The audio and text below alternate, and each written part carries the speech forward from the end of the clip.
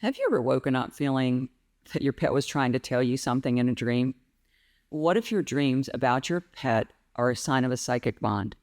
Hi, I'm Tami Hendrix. I'm an animal communicator, compassionate medium, and healer. Welcome to my channel. I'm glad you're here. So today we're going to talk about having psychic dreams about your pet. I love dreams. They fascinate me. I love decoding them to understand their meaning. They're so rich in metaphor and images. When I have a dream about my pets, I pay close attention. Psychic dreams go way beyond typical subconscious processing. They tap into a higher state of awareness or intuition, which allows us to perceive things that otherwise we wouldn't know.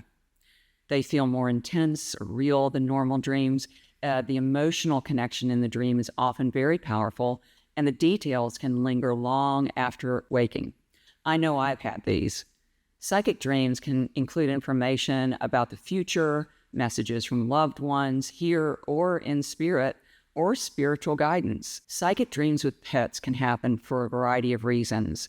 We have deep emotional and spiritual connections with our pets, and that naturally opens up our heart, which is the main psychic center. Do certain circumstances or situations trigger dreams or make them more likely to happen? Answer is yes. When the everyday web of our reality, our normal day-to-day, is altered by death or loss, some sudden emotional event, those high emotions open up our consciousness and expand our awareness, making us more available for dreams. It's like taffy being stretched into a different shape. And especially after loss, our deepest longing and desire is to connect with them again. That intense desire raises the stakes considerably. It's like a beacon going out from your heart to them. So I'd encourage you to pay attention when you're in the high emotion zone. You never know what dreams you're going to have. So let me share some of the types of dreams and share experiences from my clients and that of myself. Precognitive or premonition dreams. Those involve dreaming about events that haven't occurred yet, but later come true. They often relate to future situations involving loved ones, including pets. I'll give you an example. In March 2006, I had a dream about a large brown dog with black markings on his face. He kind of looked scary. In the dream, the dog jumped the fence, and I met him while he was walking toward me. He was actually limping on one front paw. I took him in, prepared his room. He quietly watched as I gathered bed, bowls, toys, as if everything's normal and he's supposed to be there.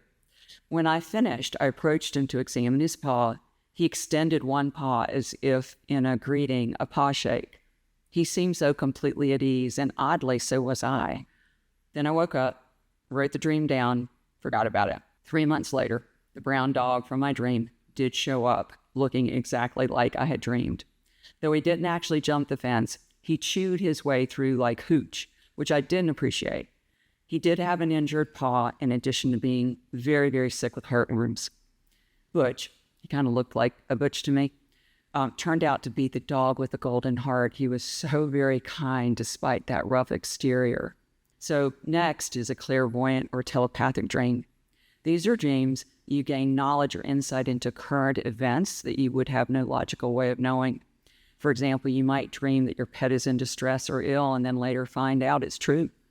My client had a dream that her dog, Harry, who was staying with a friend while she was on a trip, was feeling anxious and really missing her. She woke up because the dream was so vivid and disturbing and decided she had to check on him. So she called her friend, and they mentioned, he'd been feeling really restless. He seemed upset for days. So my client asked to FaceTime with her dog, which I absolutely love. She told him she would be returning in 2 days. Her friend reported that Harry settled right down. After that, he seemed much better. So a note here about talking to your pet. It's really helpful if you tell them ahead of time where you're going and when you'll return.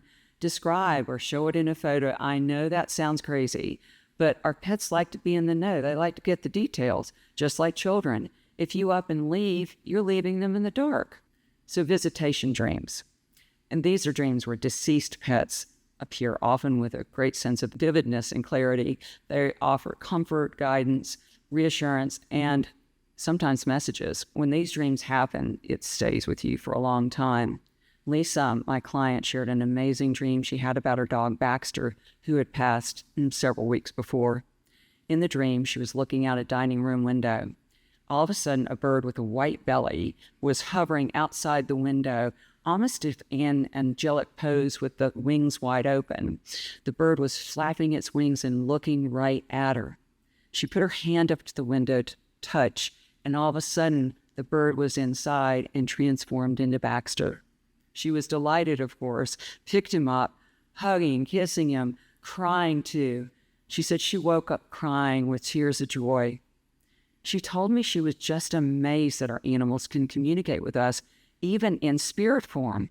I want to share one more quick dream. It's about Murphy, a white lab who passed in 2016. After Murphy passed, I grieved for a long time. He had come at a really important time in my life, so I think he actually saved me. It was really difficult to adjust him being gone. In March 2017, I was still at a pretty low point. I didn't think I'd ever feel happy again. And then St. Patrick's Day came around. For some reason, I felt this strong urge to post a photo on Instagram of puppy Murphy holding a clover in his mouth. At that point, I didn't post. I loved that photo. He was 9 weeks old and super cute. So all day I kept looking, smiling. I think it was the first time I'd smiled since he had passed. I know it was the first time my heart had smiled in a very long time. I felt lighter than I had in months.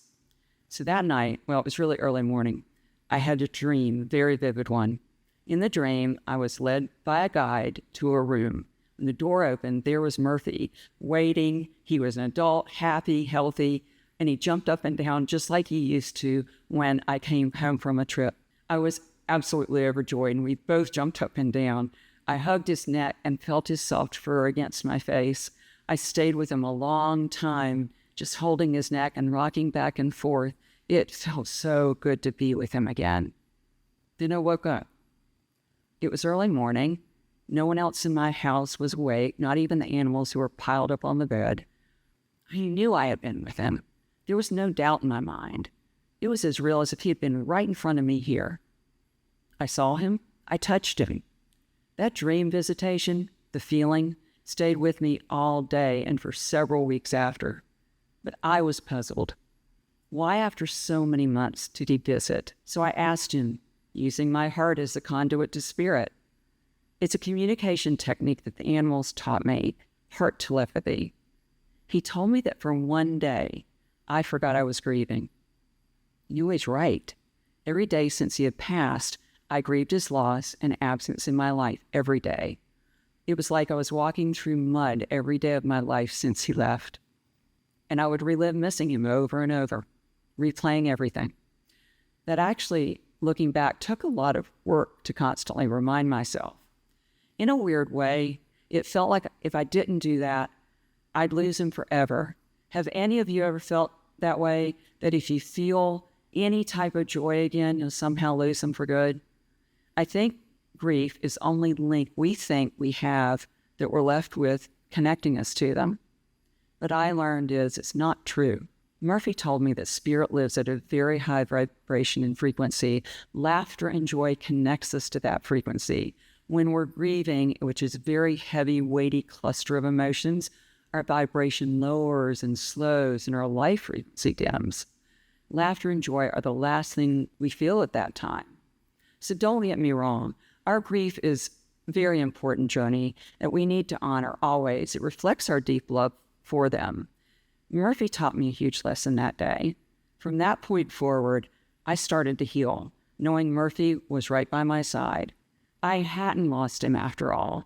Perhaps I had just lost myself.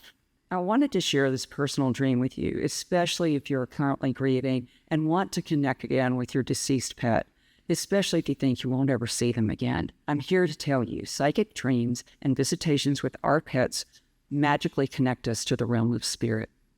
These are just a few of the many ways our pets can connect with us in dreams. It's not as difficult as we make it out to be either.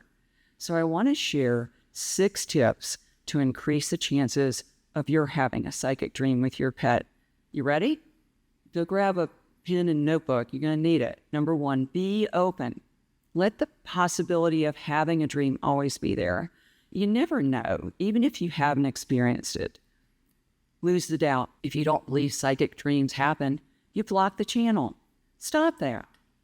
Relax. Don't try to push it. We invite dreams by not needing them. Your desire may be high, and that does serve as a calling card. It does. But your tenseness and preoccupation with things sends them in the other direction. Don't be like the character in What About Bob who says, I need. Desperation pushes it away. Be willing to be surprised. Don't expect them to come in a certain form. Spirit is creative and magical. Look at how Baxter and Murphy reached out. Don't you love to receive a gift you didn't expect? Isn't that kind of fun? Doesn't it have that wow factor? Gratitude and appreciation. Reflect often on your special bond with your pet. Focus on the abundant love that lives in your heart.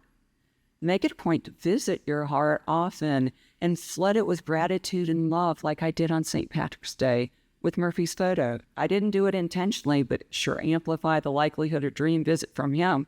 Keep a dream journal. By recording each dream, you send a signal to Spirit that you're ready. Write down all the details you can remember from your dreams. Tap into all your 5 senses when remembering. You'll be amazed at your recall.